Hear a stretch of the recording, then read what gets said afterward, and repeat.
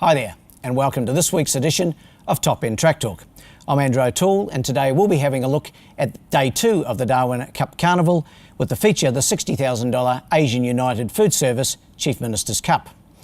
Day 2 of the 8-day carnival has attracted some 67 acceptors, with each way betting in all but one of the 7 races carded and some tricky contests to sort out. Prior to our race preview, we'll be having a chat with Gary LaFoe Jr., who took out the first feature event of the carnival, the Hot 100 Guineas, with Brunswick Street a week ago. Gary, who has only had his trainer's licence for a little over 12 months, has 4 runners engaged this Saturday, and here are his thoughts on their chances. Gary, firstly, many congratulations on the Guineas victory last week, your second feature win in Darwin following on from the Palmerston a year ago. How's Brunswick Street come through the run, and is it full steam ahead to the Derby on Saturday week? He's come through really well, and yes, we'll be having a crack at the Derby. He only 3 once, so obviously there's a lot of good runs behind him in the race. Horses looking for 2,000, so it'll be another tough event. The first of your 4 runners this week is your Palmerston hero, Nakoko, who looks nicely placed in the third, the 0 to 76 1200. Yeah, he returned well in the 1,000 metres, not up to him, but we just sent him around that for a trial, and he come through it really well. We're really happy with him, and it's a tough little race though, and it'll be a hard event to win, but he's working really well. In the 5th, the 0 to 58,000, the New Zealand bred Combat Warrior is an interesting runner, having his first start for your stable. Yeah, she trialled good here last week. She come 4th from the trial. It was all her form over there has been over the short course, so she's interesting. I'd like to see how she goes tomorrow. The 6th is the feature, the Chief Minister's Cup, and you saddle up the dual Alice Springs Cup runner-up Pericini, who has only been in your team for a short time. Yeah, I got him in good order. He's done really well since he's got here. As I don't know a lot about him as yet, but he's doing everything right. Jockey and trainer are happy. And in the last, the maiden 1200, the resuming Benz again is your representative. Yeah, probably a bit short for Benz, and probably more of an after carnival horse. In the first race on Day 2 of the carnival, the 0 to 62 1600 metres, my numbers are 5, 1, 6 and 2. I'm going here with the Phil Cole trained number 5, Wicked Promise, who was a good second 2 starts back over 1300 metres, but I thought was a little disappointing last time when stepping up to 1600. However, I can't get out of my head last year's carnival when this horse won 3 races, including the 1900 metre race on Cup Day, and I'm prepared to allow Wicked Promise another chance in what's an even contest. I've got number 5 on top in the first to beat 1, 6 and 2. In the second, the Riverina Angus Stakes, it's over the 1300 metres for the 0 to 66 gallopers. My numbers here 2, 1, 7 and 6. I'm going with number 2, Fine Taylor. This one trained in Alice Springs by Mark Nyan, and I really like the way this horse got home last time out for 4th behind Desiree.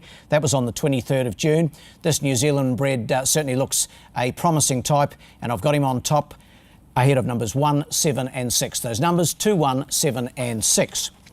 In the third, and it is the Merit Partners Handicap, it's over the 1200 metres for the 0 to 76 gallopers, and in this event I'm going with 3, 2, 1 and 7. Number 3, Nakoko, looks really well placed in this. Of course, he won the Palmerston Sprint 12 months ago for Gary LaFoe Jr. He's been getting close to his best form again. Paul Shires takes them out, as he did last week on Brunswick Street in the Guineas for Gary, and I think Nakoko looks set to get the chocolates as he builds towards the Palmerston. My numbers 3, 2, 1 and 7. In the 4th, it's the AFA Insurance Handicap. It's the Class 6 for the 3-year-old. It's over the 1100 metres. My numbers here in an even contest, 2, 1, 3 and 5. I'm going with the form runner number 2, Cunning Moves, one of 2 in the event trained by Carl Spry. Jared Todd goes on Cunning Moves for this start. Carl riding the stablemate Flash Cash. He was a good 4th last time out over 1300 metres in the lead up to the Guineas. Carl elected to ease up on the horse and give him a little break, bring him back for the sprinting trip, and I think he'll be seen to advantage over this trip of 1100. Those numbers 2, 1, 3 and 5. In the 5th on the card, the Arctic Installations Handicap. It's the 0 to 58, it's over the 1000 metres. My numbers here 1, 3, 6 and 2. I think number 1 here, Global Icon, gets an ideal opportunity to break through. He's trained by the Alice Springs Maestro and Kevin Lamprick. Felicia Bergstrand takes them out here on Global Icon. I liked his run last time behind Sabai, heading the line strongly, and the 1100 in this 58 grade gives him a very good chance of getting back in winning form. Those numbers 1, 3, 6 and 2. The sixth is the feature, the Asian United Food Service Chief Minister's Cup. It's worth $60,000, a key lead up to the Carlton Mid-Darwin Cup, of course, and it's over the trip of 1,600 metres. My numbers in this event, 4, 3, 2 and 5. It's hard to go past number 4 here, Folk Tales, trained by Richard Lamming at Cranbourne. He was superb, hitting the line over 1,300 metres in winning the Rowan Cup. Jason Lyon retains the mount. The 1,600 metres won't worry this horse, and I think he's the horse to beat. Number 4 on top for me, ahead of number 3, Czar Speed from the Gary Clark barn. Brendan Davis retains the mount. Probably a little disappointing on the face of it, first up in the Rowan Cup when weakening to 7th, but he looked like he would improve with the run, and I think he will, and I think he'll take a power of beating. I've got him in to run second. In for third, number 2, Royal Request. You just can't leave him out of the reckoning. Third in the Rowan, he won this race last year, of course, then went on to win the Metric Mile and the Darwin Cup, and he's got to be hard to beat for Neil Dyer and Jared Todd. And in for fourth, number 5, Lake Jackson. The numbers in the feature, 4, 3, 2 and 5. And in the last on what should be a tremendous day's racing, and that is the CJD Equipment Darwin Isuzu Maiden. It's for the maiden gallopers. It's over the 1,200 metres. My numbers 2, 4, 6 and 1. I've got number 2 on top here, Latest Bentley.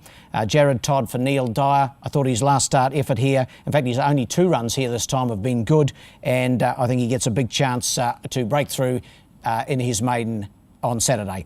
2, 4, 6 and 1 in the last. The best bet in Darwin this Saturday comes up in race 3, number 3, Nakoko. Race 3, number 3, Nakoko. While the best roughie is in the second, number 11, Beau Garçon. Race 2, number 11, Beau Garçon.